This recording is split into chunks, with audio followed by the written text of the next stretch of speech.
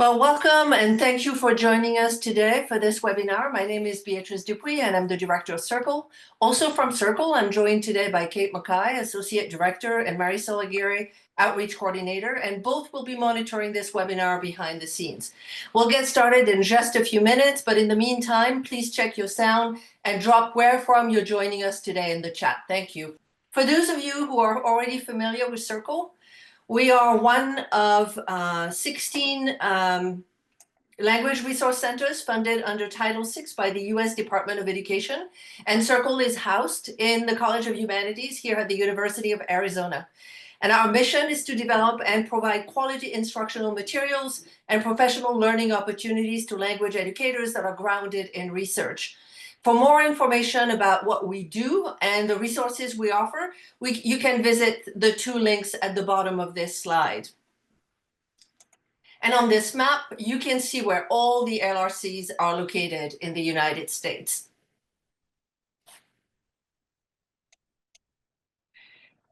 So the Consortium of Middle East National Resource Centers will host a hybrid workshop on artificial intelligence and online tools in Middle East language pedagogy in April next year.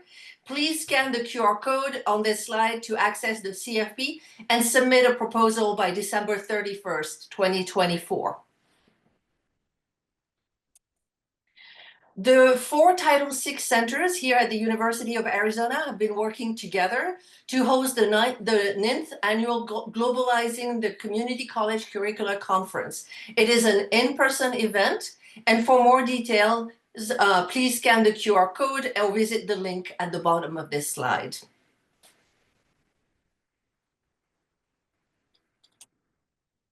The recordings of our past webinars, including the most recent ones, are available on our YouTube channel. So today's webinar is the third and last of a 3-part series focused on virtual exchange in language education. And our presenter, Dr. Marta Tecedor, is an assistant professor in Spanish linguistics at Arizona State University. She teaches graduate and undergraduate courses in teaching methods, second language acquisition, computer-assisted language learning, and Spanish linguistics. A primary area of research is computer-assisted language learning with a focus on flipped and online curriculum models. In particular, she examines how the use of multimedia technologies can be incorporated in the foreign language classroom to promote the development of linguistic, interactional, and intercultural competencies. Marta, please take it from here. So again, thank you very much, Beatrice, for the kind introduction, and thank you, Kate, Marisol, and Beatrice for the invitation to be part of this series in virtual exchanges. I'm like really honored, to be part of it. And so the title of my presentation is Virtual Exchanges, Leveraging the Power of Professional Conversation Partners in the Language Classroom. So to give you an idea about what we are going to talk today, what I'm going to talk today about, I'm going to start a little bit with some definitions, like a models, types of virtual exchanges. Then I'm going to go into SPVEs, also called like a service provider virtual exchanges, and I'm going to show you some examples. I'm going to talk about the main features, advantages, criticism, and then I'm going to go into 2 areas: how to use these SPVs for language learning and how to use these SPVs for intercultural learning. So before I start, I wanted to know, first of all, how familiar are you with virtual exchanges in general? And how familiar are you with service provider virtual exchanges in particular? So, okay, yeah, Marisol there, so you have 2 questions there. I can see some people answering in the chat. If you could scan the QR codes, and so that we see more or less like that will give me an idea of how much into detail I have to go with each of with each of them. So I can see.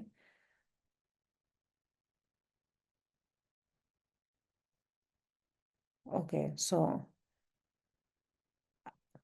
at the moment, most answers are like, I have never heard of them, which, yeah, it's interesting. Some people have heard of them, but never used them.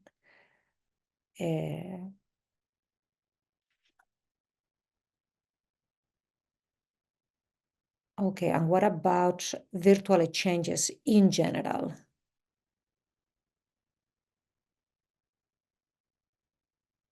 Okay, still, like,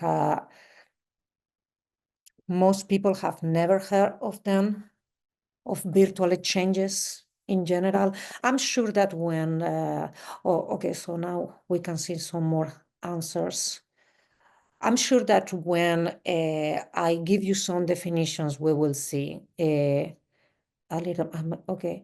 And Marisol, can you show us the answers for like SPVs? Okay, still, most answers are like, I never heard of them. Okay. Okay, so I think that, okay. So that's interesting to know. I think that like once I give you some definitions, at least you will be like you will realize that you probably are familiar with virtual exchanges, even if you have never used them. Full disclosure, my presentation about SPVEs is mostly based about like some companies that are here in the US. I know that there are also some in Europe, but it might be that like I can see that the audience is like from basically all around the world. So it might be that there are no this type of companies in the place where you reside, where you teach, but this still might give you some ideas and even, okay, maybe some ideas for somebody to create a company about this. Okay, so let me see. So types of virtual exchanges, again, I wanted to give you like a general definition. Virtual exchange is basically an umbrella term used for different types and methodologies of virtual exchanges, which consist in like exchanges between two people or group of peoples that collaborate or that interact from different locations or with different cultural or linguistic backgrounds. So just to give you an idea, we have basically three models: e-tandem, telecollaborations, and then the last one that is the focus of my presentation, service providers virtual exchanges. So the e-tandem models, we can see them appear in the early 90s.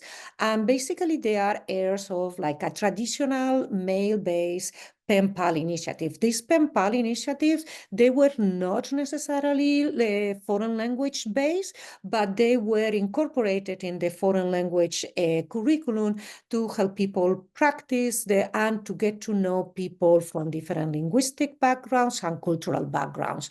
And so basically, like a general definition is there are exchanges between two speakers with different first languages that help each other to learn the respective languages. So they are usually not institutional, but if you see, for example, here, I put you some examples. So we have the Teletandem initiative from Brazil and the e-tandem initiative that is based in Europe, in which basically they are a kind of consortium that like promote and favor e-tandem interactions between learners of different languages.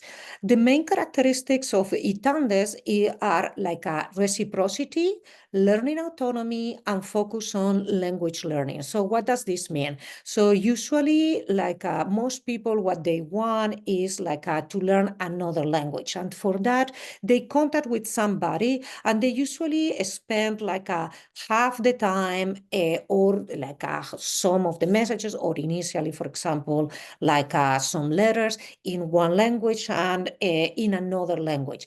But basically, this is like a learner driven. So it's like the learner who decides what they want to talk about, what they want to focus on, how, like the type of questions they want to ask their interlocutor.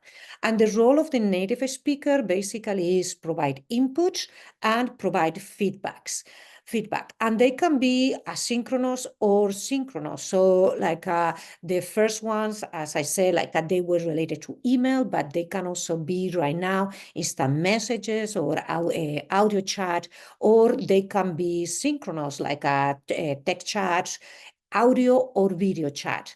And so we have some companies, and you can see here, like I put some images, like Busu, for example, is a rather famous company, and then Tandem too. And basically, you create a profile, and with these companies, you can either just like exchange messages with other people learning your language. You can create some sort of like a personal connection with one of them, or you can interact with multiple learners. These companies also offer for a price, for a fee, like some sort of like a curriculum, so that you can see that even the e-tandem model has expanded to incorporate more features of language learning. The next model is telecollaboration, and this model emerged in the late 90s and early 2000s with the development of technology and with the internet and video conferencing platforms. And they are in general technology mediated intercultural exchanges. The main characteristics, like in general, this type of virtual exchanges, they are in the constant context of institutional settings. So they are structure guided. They usually are project-based and collaborative in nature. And a lot of them, they have like a focus on intercultural learning, not that, I mean, obviously also in the language, but intercultural learning in particular, and more recently also in multiliteracy's development. And the first initiatives that we hear about, they were class to class, then like small groups, and like more recently also learner to learner. So basically these are initiatives in which a professor, for example, an instructor, will get in contact with another instructor of the other language in a different country, in a different location, and they decide to create a project so that the two group of students would collaborate. You have here some images, for example, well, the first and most popular, I would say, initiative of telecollaboration is the Cultura project, but like the vehicle has been like really prominent in the last few years, and also the telecollaboration initiative. So some of these ones, so they might be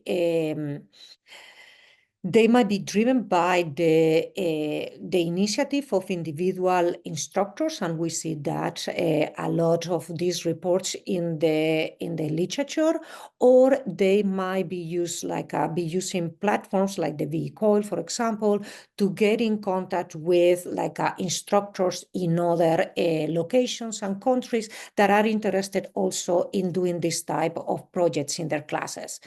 The modality, again, it varies a lot. Like the first one that we found, they were related to, like they were done in via email, for example. But these days we find a lot of them with video conferencing. They can be synchronous or asynchronous, or they have a combination. And I want to talk briefly about the progressive exchange model. Most of these telecollaboration projects, they use the progressive exchange model that offers an structure and guidance for to decide the learning objectives, so the instructional activities and the assessment tools. So that you see this model. The model was created by O'Dowd and Ware in 2009, and also O'Dowd and Lewis 2016. And so basically what they realize, the model includes three phases, basically. The familiarization phase, so the first encounters between the partners is getting to know each other, and this can be done via email or via chat or via video conferencing. And a lot of times this phase also includes learning to use the digital tools that they are going to be using during the telecollaboration part of the project.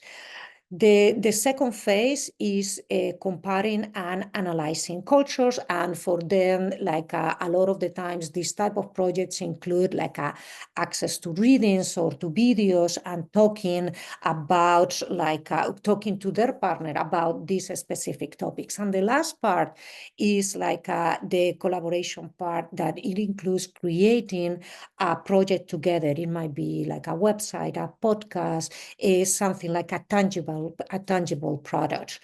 And one of the things is that all these stages, they are they also include a reflection component. So most of the times after getting to know the partners, for example, students will have to do some sort of a reflection, written reflection, or in group reflection in the class about what they found. And one of the things that O'Dowd insists is that this type of projects, they need to be guided by the instructor in order to work appropriately. So I think that with this definition, I think that probably a lot of you are familiar with this type of model. So what we found from the research is that these telecollaboration changes, they might produce rich and highly rewarding experiences for instructors and students, but there are also some concerns to take into consideration. And well, I think it was Echevarria who talked about it for the first time, or she started this conversation. But obviously, it's I brought here the results of the research, So basically, these telecollaboration partners, they include finding a partner, instructor or institution, and sometimes that might be difficult for some instructor. They are really time consuming, and they require a lot of negotiation between instructors. And also it is important to take into consideration the sustainability of the project. Sometimes to create this just for one semester, I mean, it's not that it's not feasible, but it might be given the time constraint, these type of projects, they tend to you need to take into consideration how many times you're going to be able to apply them, And so I think that in part because of those difficulties, and because of the emergence of some companies that provided these, some virtual exchanges, some group of people have a gear towards that a different type of model.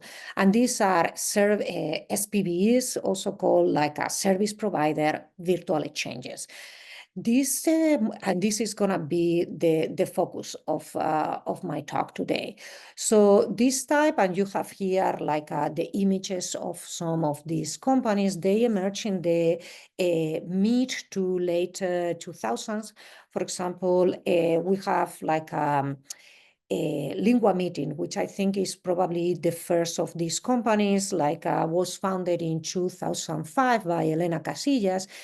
Basically, what she described is that she was an instructor at New Orleans University, the University of New Orleans, when the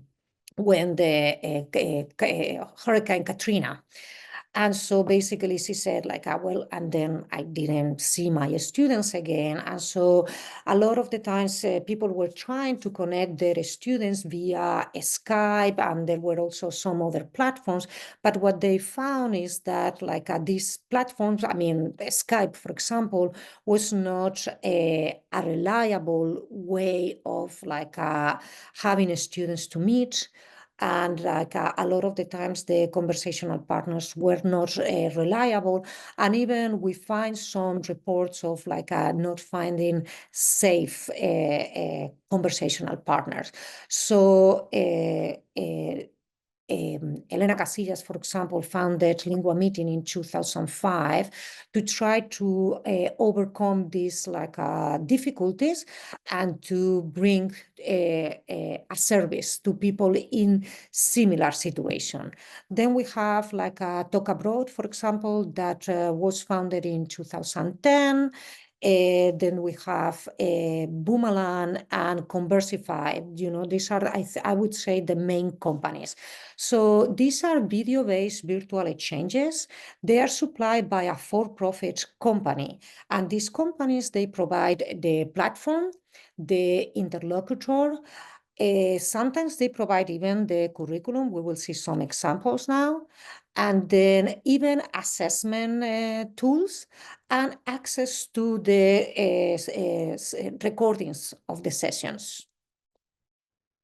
So what I wanted you to do now is to explore one of these websites. So we have like 4 websites, and to write a list of words that you would describe to use this service, either if you're familiar with them or not. If you could just like choose one of them, and so that we can see what comes out of it. Okay, and so we have there like the first respondent, you know, like the first responses. You can like write more than like one word, obviously. So it seems that helpful is like the biggest answer, like right now, you know. Nice. Engaging, super useful, which is helpful too, no? I mean, digital wild, you know. I'm not sure I would say that this is digital wild. This is really curated and not free. That is really important. That is yeah. University, yeah, definitely these like these companies, they are usually, I don't know if you could, as an individual learner, hire these services. Okay, it's interesting that helpful keeps being in the middle, you know, is intercultural curriculum, okay, you know, personal interest, authentic, definitely like these companies, they sell authenticity. That's one of their main claims. Cultural diversity, okay, personal interest, motivation, okay, yeah, definitely one of the things that we will see is that students really like this type of encounters, you know, like engaging, you know, getting there with helpful. High tech. Okay. Yeah, I mean, definitely, we need access to internet, to video, to a computer. Well, I mean, cell phones today would work too, but yeah, it might be that not everybody has access. Speaking focus, that also is an interesting and something that like I will talk a little bit more about that later. Okay, motivation, motivating, clear. Oh, that's interesting. So like, yeah, I'm assuming that like you can see really clearly what the service that they are providing are. Okay. Let me see. The one I saw ask for feedback. Okay. Accessible. Okay, so yeah, I think that like for some people, like depending on your context, you might either find them like really accessible, but for other people, it might be like, well, this is really high tech. I mean, I'm not sure my students have access to all of this. Well thought of. That's also, yeah, I mean, definitely these are for-profit companies, you know. Okay, so now that you have gotten some idea of what these companies offer, I'm gonna get back into my presentation and we can say, okay, we can analyze these two things together, so, you know. So, okay, so when you look at the company, so basically I done the same exercise that I asked you to do, but not with one company, but with all the companies. And so I will start by Lingua Meeting. I would go in chronological order from when they appear. So this is Lingua Meeting, and what I see that they offer, what they highlight is real-life conversations with language coaches. So they call their native speakers these professional speakers that it was the title of my presentation. They call them language coaches. Low anxiety, you know, is like a lot of these companies, they focus on the idea that speaking a second language when you are above all a beginning learner might be like a stress producing. And so they try to like sell us the idea that these coaches, they are going to lower the anxiety of our learners. They also capitalize on the idea that even beginning learners can like have this conversation. And recruitment, this is another thing that I thought it was interesting. So they're selling the idea that incorporating this type of initiatives in your curriculum will help you recruiting students. So Talk Abroad, basically they talk about like professional conversation partners, and they sell conversation practice and cultural exchange. And again, kind of the idea of find confidence, this thing of like speaking in a second language is anxiety producing. And so this kind of conversation, this kind of exchanges will help you find the confidence. They will basically bridge the classroom and the real world. Let me see. Boomerang, they say that they provide authentic cultural conversations with trained native speakers that will boost confidence, intercultural competence, and proficiency. So you see that we see a little bit of the same ideas in these companies. They call them trained native speakers.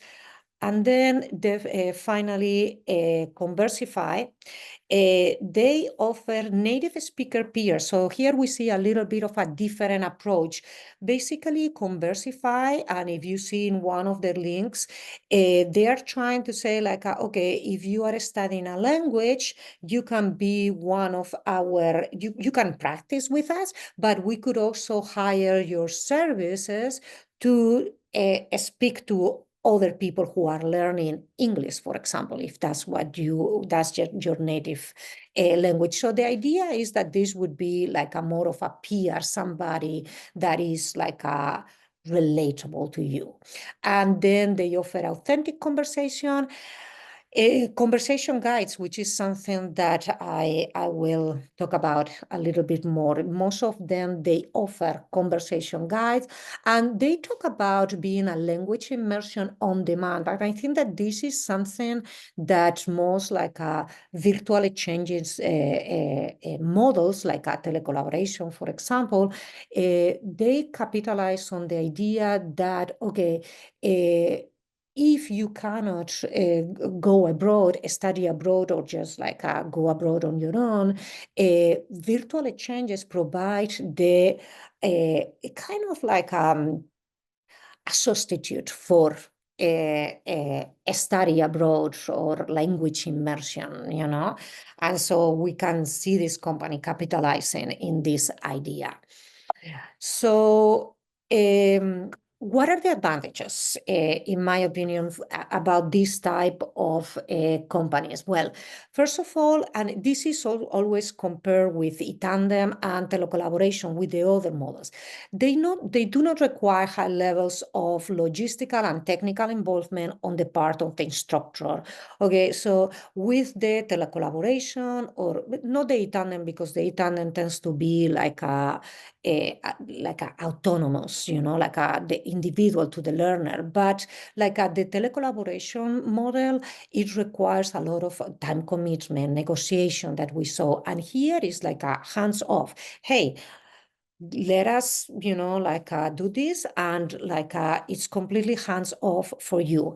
They also eliminate interinstitutional curricular imbalances. So one of the things that it was reported in the literature of telecollaboration is that a lot of the times, well, first of all, the curriculums in the two countries are really different. Some people, maybe for their the type of class they are teaching, they are able to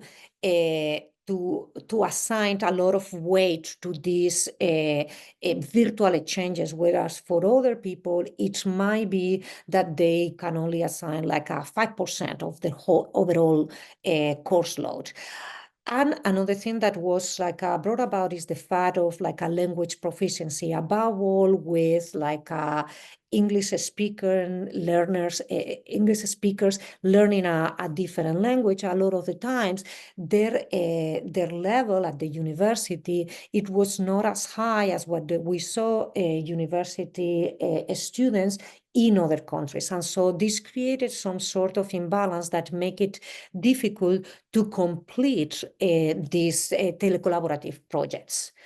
And another important thing, they do not require to train students on how to provide sensitive feedback to the interlocutor, you know. And so again, some of these telecollaborative projects, they reported that a lot of the times the issue was that students didn't know how to provide feedback to their peers. These companies, they are saying hey, we're gonna train these speakers. They are gonna be professional conversation partners. And in the context of the US above all, and again, this is mostly what I'm familiar with, they are ideal for multi-section courses that are led by less experienced instructors. So for example, here in this, in many universities in the US, lower level, like the beginning language courses that are a requirement for students, they are taught by TAs, graduate students who are starting, you know, they are beginning language teachers. And so they might not be that experienced, they might not have enough time to create and to conduct one of these telecollaborative projects, but still, the courses, they need to be, all the sections of the same course, they need to be comparable. So this type of curriculum might be ideal for that situation. Again, they are available for beginner learners. And another thing is access to recordings so that the instructor can see what the learners talk about if they want to use it for something else. For students, okay, it allows students to focus exclusively on their L2. In the other models, what we see is one of the principles is reciprocity. And so here, basically, there is no that. It's like the focus is the language I am learning. And so I don't need to spend the time speaking my own language. Another idea that like a lot of these companies sell us is the possibility of choosing the different or the same partner. This is, for example, I teach Spanish, and this is very useful for a language like Spanish that has like so many countries. And so that kind of like students can try to like partner with somebody from different countries. During the 1 year. Students report high levels of satisfaction. They definitely like this type of activities. And again, access to recording, we're gonna see how these companies capitalize on this idea. The criticism, obviously, this type of virtual exchanges, they are not without criticism. And I think that most of the criticism come from the people who are focused on telecollaboration, and that basically for them, telecollaboration is just one thing. And this is kind of, this model is a little bit of like a watered down, basically. So the main idea, one of the main ideas is that they are not based on the principles of autonomy and reciprocity, which is what they see as one of the main strengths of the other models. Because they are transactional in nature, basically we are paying, and somebody was saying in the word cloud, they are not free, and yeah, it's like we have to pay for these services. We can talk a little bit more maybe later in the Q&A about this feature of this model. And so it has been brought up, the fact that being aware of the interlocutor needs and desires in terms of like a cultural and linguistic feedback, it might be an important part of learning the second language and culture. So that might be a disadvantage of this model, And it has also, so in your word cloud, some of you say like, oh, language, but some of you also say like intercultural exchanges. But some of the voices criticizing this model, they said that, well, despite of the fact that these companies are highlighting this intercultural exchange, the main focus seems to be on developing language skills. And a big one is that like maybe because the conversational partners, they are professional, they are trained, all these companies are training their speakers. Like a lot of the time what happens is that the sessions, they seem more to be like a classroom talk more than natural talk, which is what theoretically we want them to do during this conversation. So that is also an interesting part of the model. So I wanted to stop a little bit and see if there were some questions so far. Let me see. I want to go to the. There are not very many questions. There's only one, and someone was asking, do you know of any similar services that would be free? I think the fee, some people actually commented on this in the chat, $15 for a 30-minute conversation. For some people might seem quite steep, right?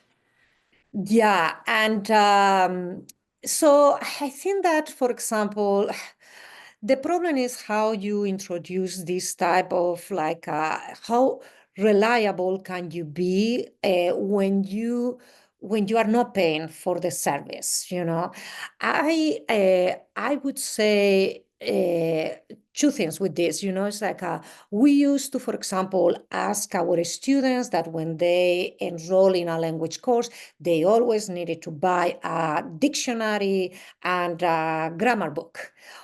These days, we are not asking them for that, so in a way, this money can also go towards that. How much do you get from conversing with a native speaker? I think it is worth it. I think that also some universities, they also they provide they pay for these services.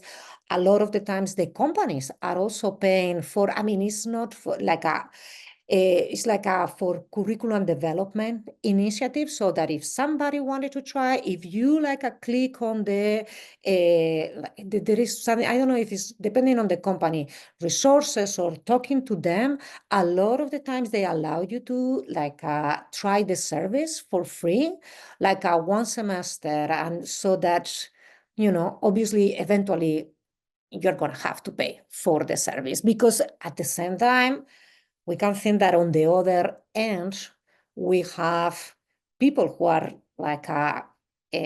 making money with these services they provide. But yeah, I know that the fee is part of it, So I will continue, and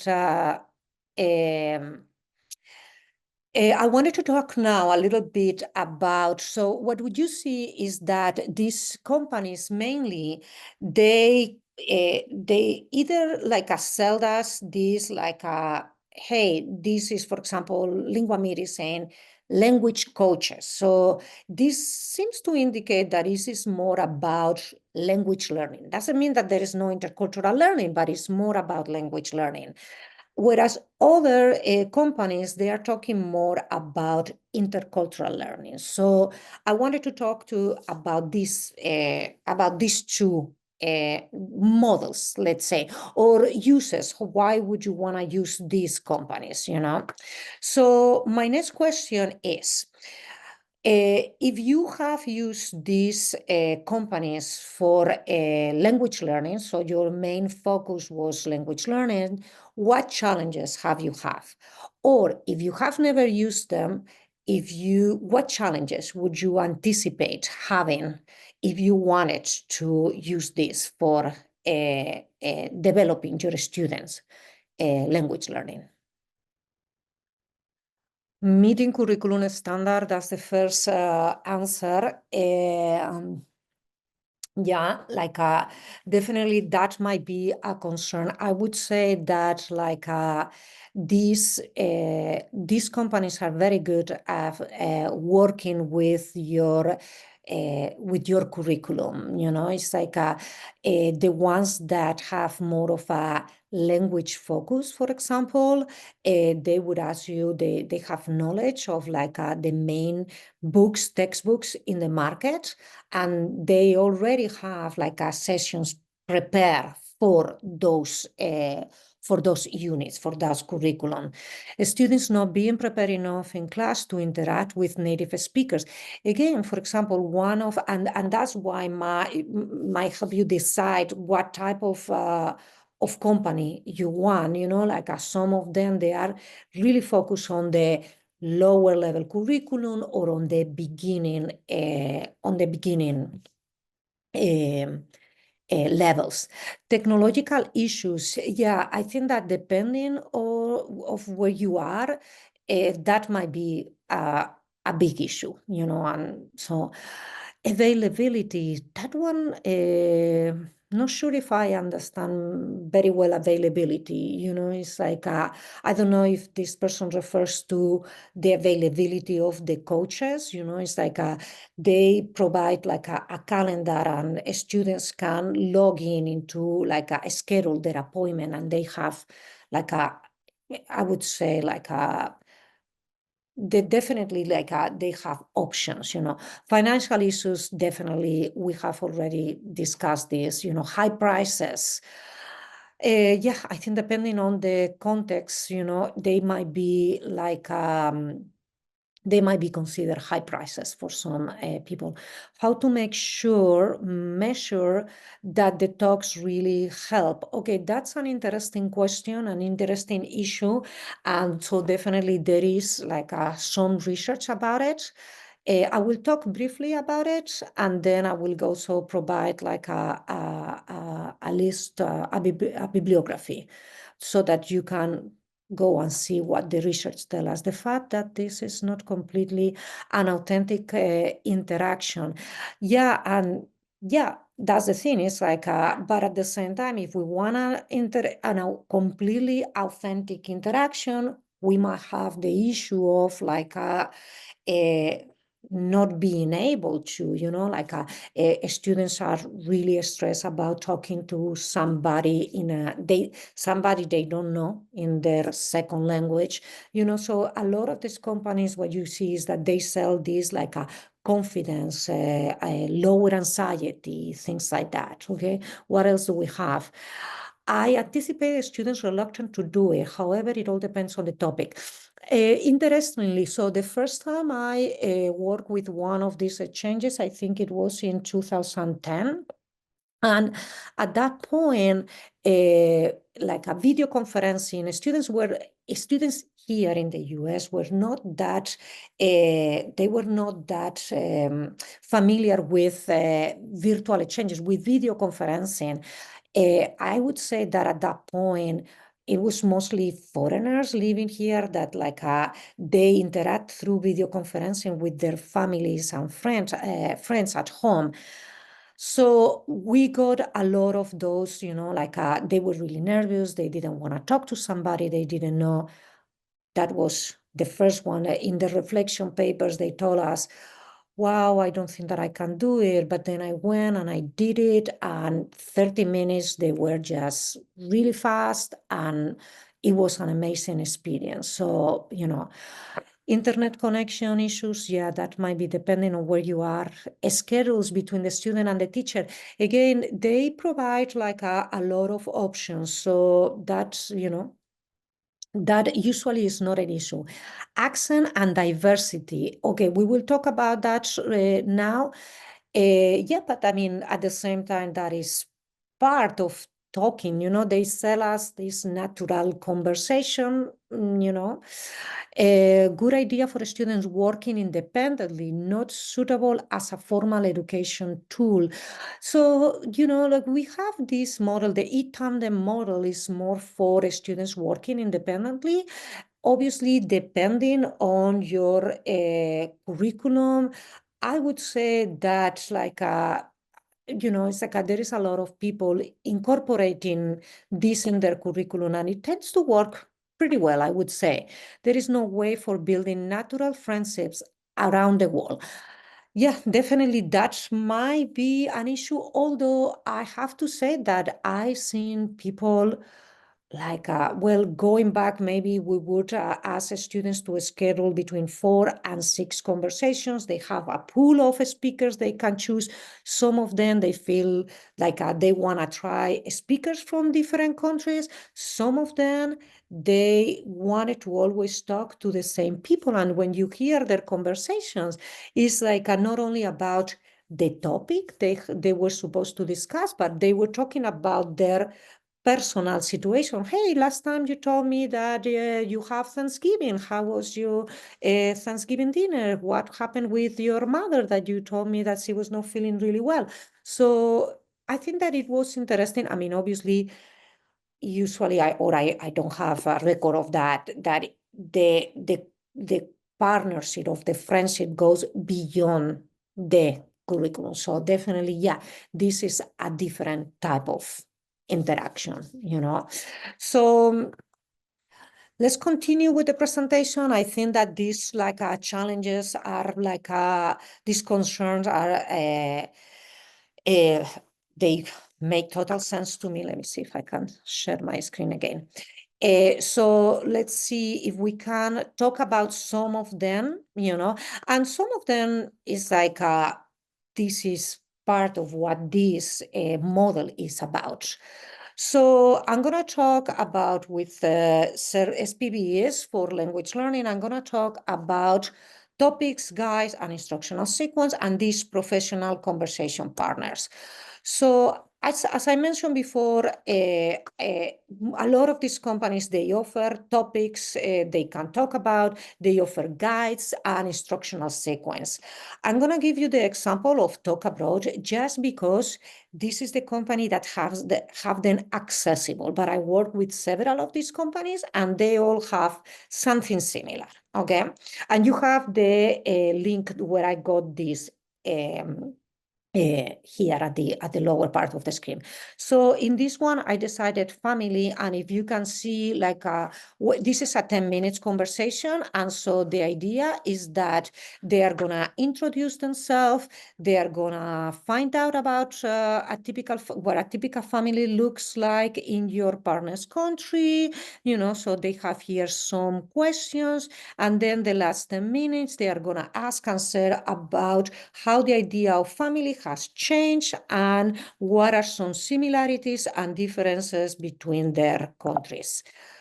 So they also offer like a guidance for like a kind of like the curriculum for the teacher. And what they say is do like a pre-conversation activity, do conversation use the conversation outline, what I just saw you during the conversation, and include a reflection. And they give you ideas for conversation activities.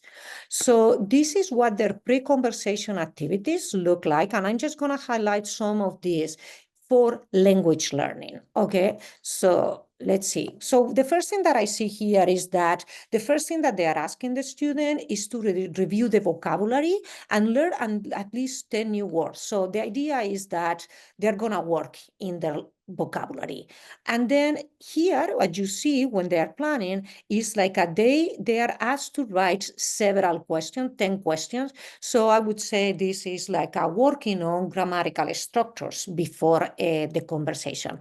And another interesting part here, they are asking them to practice out loud. So this is working on the fluency and accuracy part of the language. And again, another interesting part at the end here, they are asking them to see if they notice that what are some places that you notice you are having trouble communicating, or if you can think of any techniques to help navigate the conversation. So basically, they're going about like a strategic competence, you know. So these are all areas of language learning that we know students need to develop in order to develop their language proficiency. So when we go into the conversation, you know, what we see is that like at these first 10 minutes of the conversation is about familiarization, like a familiarizing with their conversation partner. And this second part is about comparing and analyzing the target culture. This is not about language learning, but I wanted to show you a little bit of the model. When they go about the post-conversation activity, these are ideas that they are suggesting. And again, I'm going to highlight the ones that are related to language learning. So the first one is like they are asking to reflect about their partners, like how much they understand and how much they were able to say what they wanted to say. So they're talking about comprehensibility and intelligibility. The second part is that they are asking them to like transcribe 8 minutes of the conversation. And so I would say that this part is about noticing linguistic items, which is something that we know it helps a student develop their language proficiency. And the last part here, again, about noticing linguistic items, if they're talking about vocabulary, list 5 new words, you know, and then to put them in the context of the sentences, okay?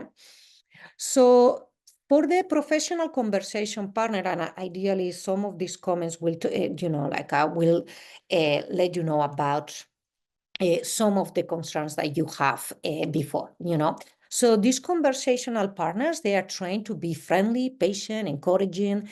They are, to speak slowly, repeat, rephrase, and simplify. So some of you, you were saying like, oh, this would be too difficult for like beginning learners, and lately, something interesting is we are seeing them we see them that they are starting also to receive training in the use of multimedia resources to help learners understand. So for example, I saw a lot of them using different backgrounds. So to show them, like what's like the meaning of words, or to put them something in context, to use like to share the screen and to like to look to use Google, or even, for example, to use like Google Maps or something like that to show them around the town, so they are starting to use more multimedia resources.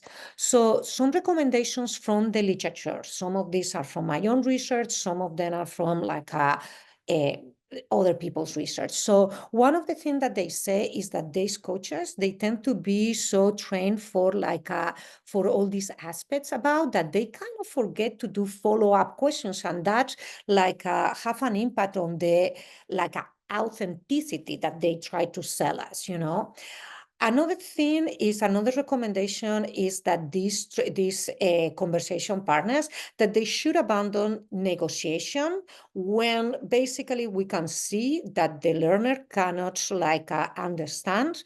They should abandon. Sometimes we see these partners keep trying to help the student to understand something that is way beyond their level, and so they basically it is not working. Another thing, and this has to do with the use of multimedia resources, one of the recommendations is also to teach this conversation partner to provide written immediate corrected feedback, or to use more of the multimedia resources to like help students understand, not only in speaking, that goes also, for example, for something about what somebody was saying about the accent of the person or something like that. Sometimes providing like the written form, it is helpful for the students. And then another thing that I found in my own research is like a lot of the times these students can interact with different people. Well, what I found is that interacting with the same partners actually promote negotiation of grammatical structures. It seems to be that probably the familiarization with the speaker helps them not to feel embarrassed to ask, that like asking for a clarification is a lot of times like a face threatening, and so like knowing the person, it seems to help. So what in terms of like some sort of a summary that the research show us that, well, first of all, there is no doubt that these SPVEs, they increase that the amount of contact hours with the language outside of the classroom. And that might be just like one of your goals for using this type of services. They provide opportunities to receive authentic, comprehensible inputs and to produce modified outputs. They foster negotiation of meaning and form, which is believed to be conducted on language learning, although we don't have studies yet that show, and somebody was saying, no, one of my concerns is how this really, like, what is the impact of this conversation in actual proficiency? What we know is that the students perceive these activities as beneficial for their language development. Most of the studies include like, oh, what did the students think? And I mean, those are not results of like actual evidence of language learning, but definitely it is important that like students perceive these activities as beneficial. So I'm going to talk a little bit now about SPVs for intercultural learning. And again, a little bit of the same question. If you have done this type of activities and your goal was to develop intercultural learning, what challenges have you found? And if you haven't used these services, but you would consider to use them for developing your students' intercultural knowledge, what challenges would you think that you would find? Funding. Again, the part of funding, keeps coming about, it's like, it is one of the main issues, again, for people who are really interested in exploring this model, but they don't have, the funding for it. A lot of the times these companies, you offer kind of like a grants to put together a curriculum, or for example, they would allow you to try it for one semester. It's like a really, a really good selling strategy. Basically, they believe so much in their own product that they will say I'll give you one for free, so that then once you have tried it, you will see that you cannot live without it. That's what they will tell you. And I think that they are in part right, maybe lack of students. I mean, I'm assuming that that is students' motivation. I don't know. I mean, I think that, all the studies and my experience tell me that students love this type of, it's something different. It is just for the novelty. But interestingly, a lot of the times they report that the first time they're really scared. They don't know what it is, but then they, they get better at it, and most of them, they like it. Difference in time between the continents. I would say that is, these companies have worked a lot. For example, being in the US, I saw that at the beginning, we didn't have many conversation partners from Spain, for example, because I teach Spanish, And so I thought that it was related to the time difference. Well, we have more and more Spaniards. I don't know if they're necessarily in Spain, but I think that there are ways to work around it. In the morning is the afternoon in Spain, for example, in Europe. So access to the relevant resources. I don't know if it's in terms of in terms of the curriculum. As I said, a lot of these companies, they offer guides, and so, but I definitely see it as an issue, and that's one of the things I'm going to talk about more about it. Student readiness. Again, these companies tell us that this is also for beginning learners, but when we are talking about culture, it might be more difficult. So again, I will talk about ideas that I see around this,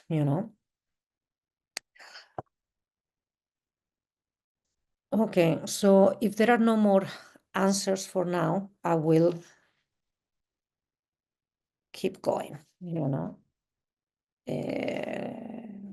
Let me see. Okay, so in this section of the presentation, I'm going to talk really fast about intercultural learning.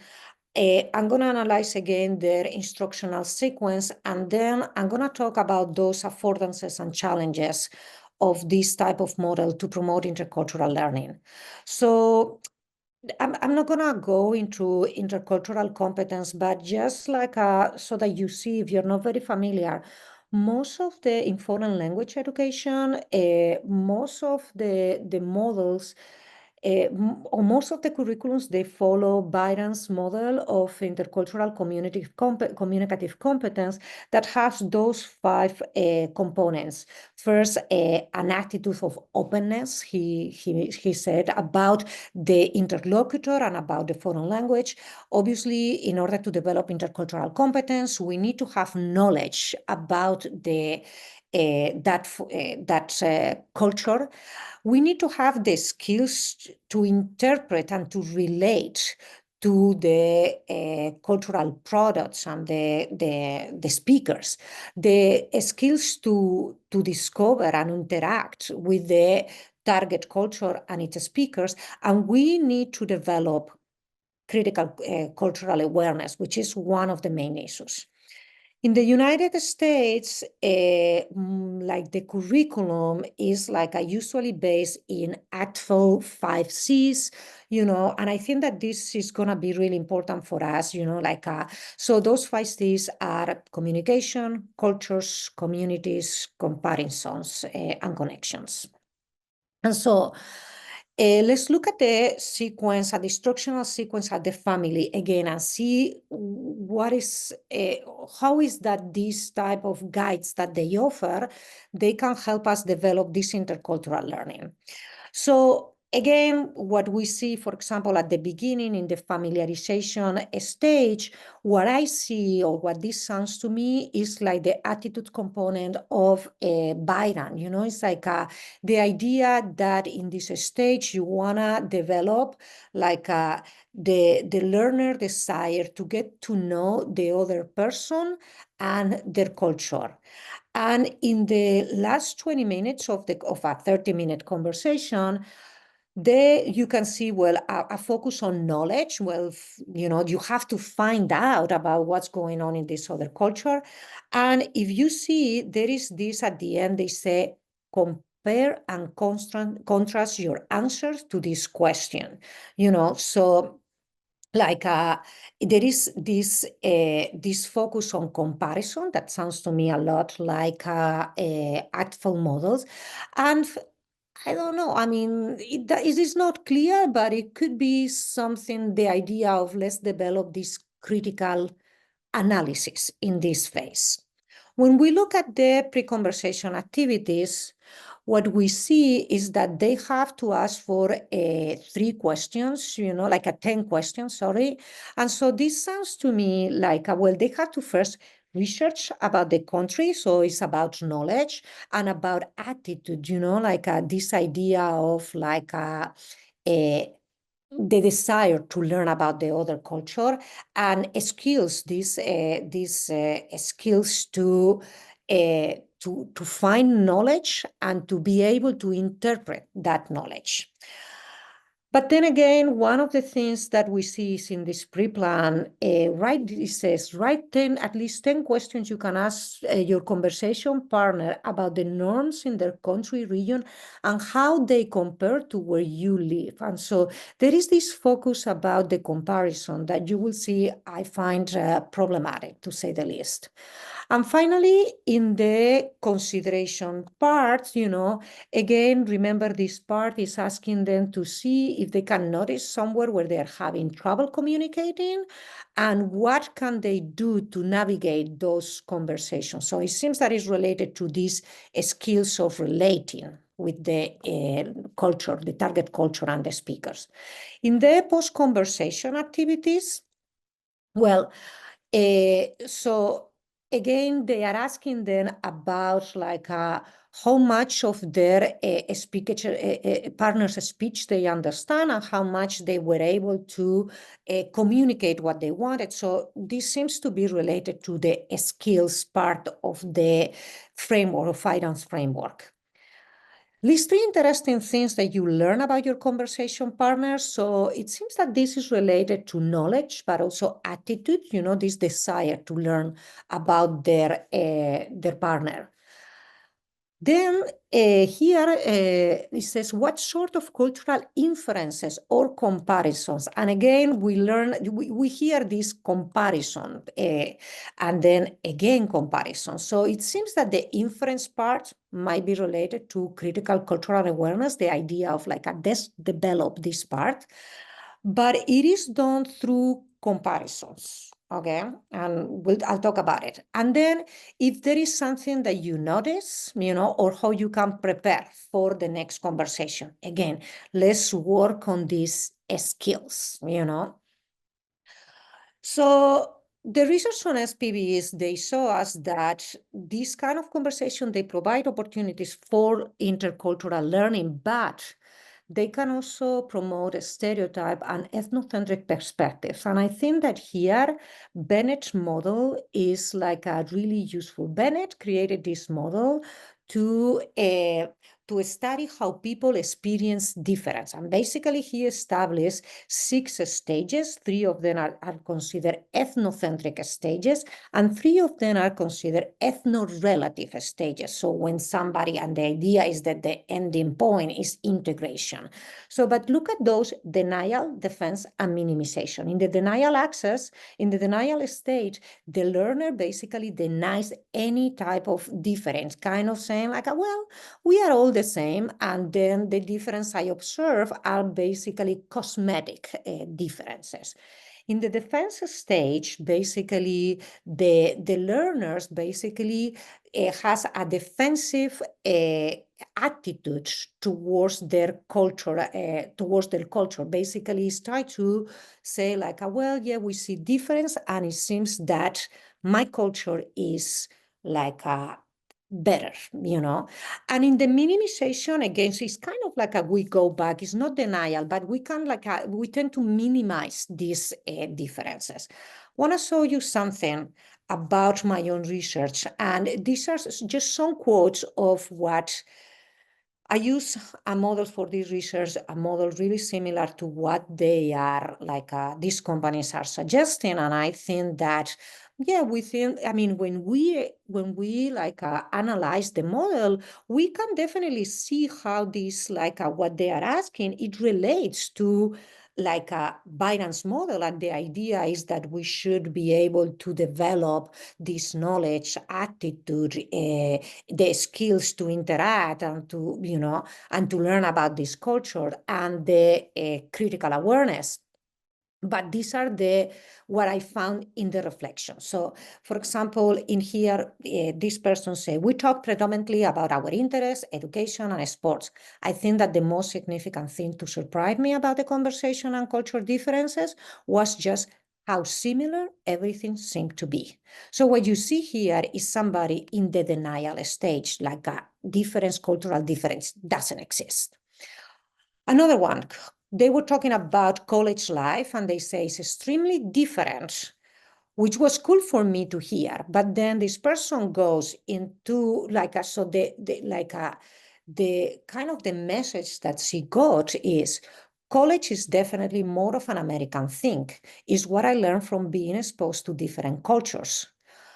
So what we see here is basically at the defense stage, the student basically thinks this is what going to college is, and something that is different than mine is not exactly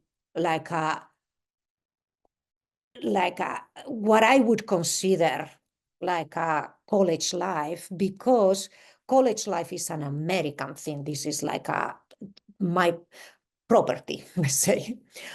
Then again, another one, they were talking about festivities, and this person said, I was surprised to learn that many Mexicans do not know the history of Independence Day in Mexico. It is surprising because Independence Day is important for all free countries. So people should know how they received their freedom, Again, so this person, I would say, is in the defense stage, is basically this is something that we should all know. And in my country, we all know about the 4th of July. And if you don't know about how you got your freedom, but also it kind of indicates that the only way to get freedom is through Independence Day, So, and finally, same-sex marriage is not legal in her country, which wasn't surprising to me, considering the United States just made it official, made it legal not long ago. Again, I would say that this person is in the defense stage. This person thinks well, the United States is superior. It is normal that this, a country, that this culture, they don't have this a legal same-sex marriage. So these are just some examples. And so what I would suggest for using SPVEs for intercultural learning is a suggested instructional sequence that it kind of like takes the progressive exchange model that we saw for telecollaboration, but apply to SPVs and then some changes. Well, so the preparation stage, as the company suggests, in which the student has to do some investigation about the cultural topic they're going to talk about and the language they will need to talk about that topic. Then during the interaction, during the video conferencing part, a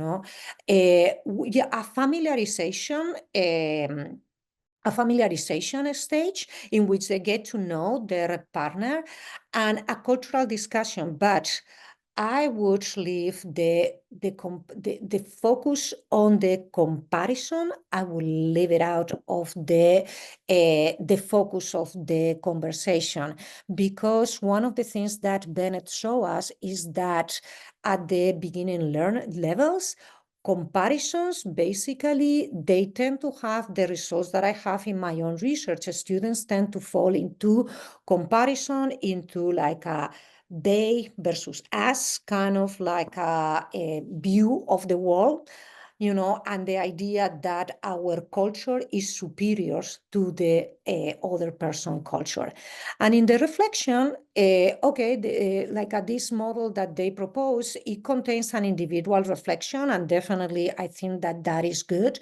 But I think that following ODAO, we need to incorporate a group reflection, and the instructor needs to get back into having the control of the activity. We cannot completely be hands off with this activity in the curriculum, because we need to address this type of comments that students make after having a conversation with these professional conversation partners.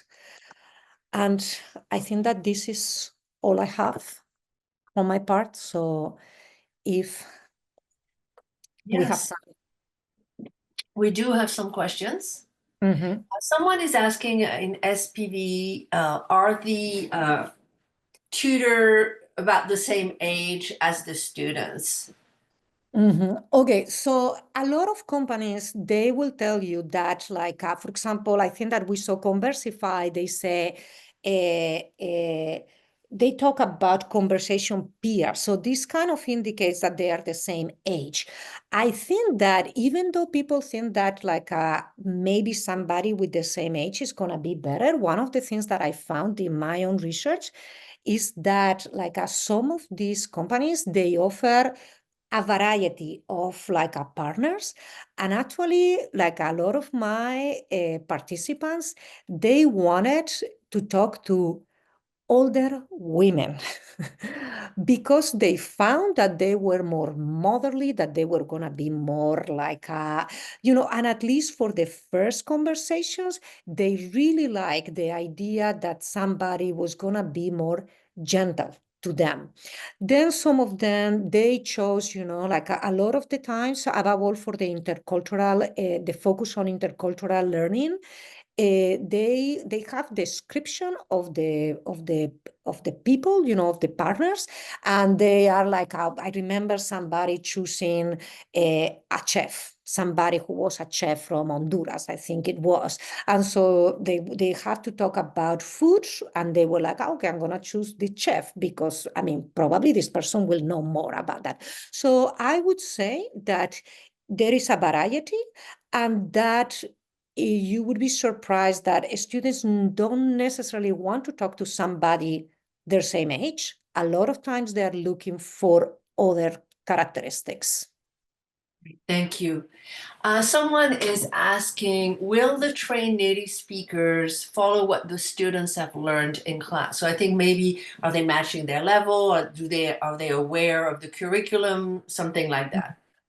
Okay, so again, you could see when you look at these websites, some of them seem to be more focused on intercultural learning or this immersion kind of thing, whereas others are more, for example, Lingua Miti, they talk about coaches, so that seems more related, and that's why I wanted you to do this exercise of saying like, okay, what would I be looking at if I wanted to do this type of changes? So if your focus is on language, like you might wanna look at that in the company.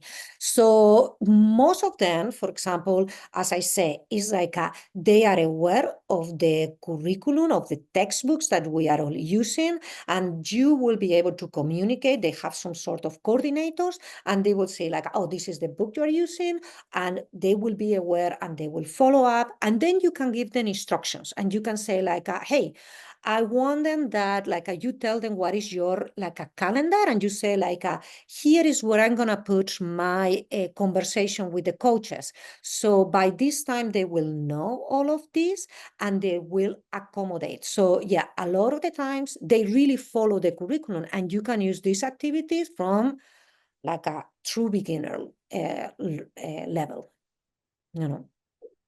So someone has a question about the platform, and she thinks it's really interesting and engaging, but the question is about the platforms look very professional and focused on classroom talk. And she's wondering, don't you think our day-to-day or social interactions are quite different? And how could this be addressed in the SPVE? Sorry. Okay. Again, I think that like depending on your interest, you can choose one or another service, And so, for example, I would say that like Talk Abroad has more of that approach in comparison with Lingua Meeting, for example, that has more of the coach part.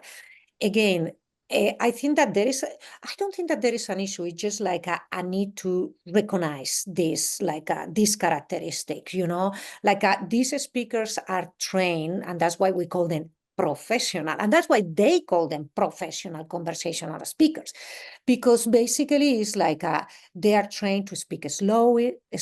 So for example, I see my mom is speaking to foreigners, and we say this a lot about Spaniards, that if you find a foreigner, you're not going to speak slower, you're just going to speak louder. How is that going to help? And so part of what we do as a teachers is we get this training about speaking slower, repeating, paraphrasing, all these things. So yeah, they have this training, and that's why it might be more convenient, for example, for lower levels because that might not be what they found if they go to a natural conversation. So yeah, you might want to consider other option if what you want is totally a natural conversation. Great. So let's switch gear a little bit here. And I think what's on the mind of this attendee is the issue of privacy. So I think it's on people's mind because right now in the news we have TikTok. There's also AI tools that are also problematic. So this person is how does each company use the info they gather about language learners? So privacy, security, and how are the conversation partners vetted? So, and she mentions that some university require an oversight committee to find out how about this is handled, right? Wow. Okay, interesting. I think that like a part of like one of the reasons why these models came about is because when people started being interested in like getting their students the opportunities to interact with native speakers, the first thing that came about was like, okay, let's put people in Skype. And there were companies that will match sometimes classes, sometimes speakers. And one of the issues was like a lot of the time, these were not safe conversations. There was no control over who was in there. So I don't work for these companies, so I don't know exactly how is it that they are vetting their speakers. I know that they go through a training process. But for example, if we look again at the description of the companies, for example, Conversify talks about conversation peers, So it seems that those are students. So somehow they must have some way. Another thing is like, okay, these companies, they store the conversations in their own servers, and you have access to those conversations for X amounts of time. I don't know exactly what they use, but at the same time, or how they make sure that these are the information is safe and secure. But I am sure that talking to them, if that is a big concern for your case, you could find out how is it that they do it. But yeah, I don't know. It's interesting. Someone put in the chat. So now, what do we do when we can have a conversation partner with AI? Okay, I think that is interesting because, okay, this might be my opinion, but yeah, I have some graduate students who were interested in creating like a bot. And I know that there are several of them. I try them, my kid is learning German, so I did downloaded one and it's like, hey, look, talk to this thing. And well, my daughter was not interested at all in that. I tried them a little bit and I'm like, okay, let's see how but I lose interest after 10 minutes because I'm not talking to a real person, so even if some people might say well, these are not real because you are paying this person, this is a service. Yes, but still I have a human being on the other side. For me, AI at the moment, it can do a lot of things, and I think that is super interesting. We need to explore that part. Personally, I still get bored talking to an AI. Right. So, yeah. Yeah, someone, I think you more or less addressed this. Someone was asking, when we talk about cultural specifics, and I think it was about the section of your presentation on intercultural communicative competence. Could we, uh, could the cultural specifics be pre-taught? And, we can question that by both sides. And then the questions that could be asked about these cultural specifics then would not be cold. They would be going into the conversation already having some understanding. So what is the question that if we should Shouldn't the second cultural specifics be pre-taught by both sides, and then the questions would not be cold? So I was trying to interpret more or less. Okay, so I think that, and I think that this is a really good question that goes into my suggested model. A lot of these companies, they tell you basically, hey, you don't have to worry, we worry about it, and so you don't have to do anything. But what I found, and in my own research and on the research of other people that I read, is that for intercultural learning, the results are not great yet. I don't think that we are there. Even though students value it, we still can see a lot of comments that I would not say that they develop intercultural competence. So I think that we need to get to a model in which, the teacher is there present. It can be before, and again, it's how do we want to teach those things? It can be about a conversational styles, for example, but it can also be about cultural knowledge, and also after the conversations, helping students to interpret these kind of conclusions they took from these conversations, no, of college life is an American thing. Okay, let's talk about it. It's and let's hear what other people, because a lot of the times these reflections, in the end, they are talking to themselves, and for reflecting, I think that we need this having a conversation with other people. It's I wouldn't say that it's about teaching them the appropriate interpretation, but about having the conversation and kind of brainstorming all together about what that could mean. Yes. So that was the last question in the Q&A. And it's perfect. We're at the bottom of the hour. So this is the end of the webinar. Thank you everyone for attending today and staying with us for the duration. Marta, you'll be able to see the thanks in the chat. People are Mhm. really very happy with the presentation. So I think it was very informative and it presented lots of, like you said, it can be applied not only to SPVE, but also context and so on. So, Yeah. all right. Well, Thank thank you. you so much.